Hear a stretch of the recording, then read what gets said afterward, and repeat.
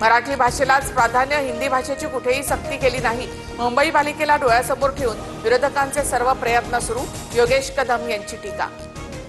उद्धव ठाकरेंनी मोर्चामध्ये सहभागी होणं म्हणजे पुतना मावशीचं प्रेम.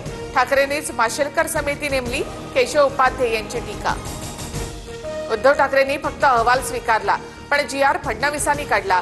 हिंदी सक्तीसाठी फडणवीसांवर केंद्राचा दबाव, मात्र ठाकरेंनी दबाव झुगारला होता. संजय राऊतांकडनं स्पष्ट. हिंदीच्या मुद्द्यावरून लावलेल्या मुंबईमध्ये मनसेच्या बॅनरवर अजित पवार यांचा फोटो. हिंदीच्या मुद्द्यावरून अजित पवारांनी घेतलेली भूमिका मनसेनं बॅनरच्या माध्यमातून मांडली.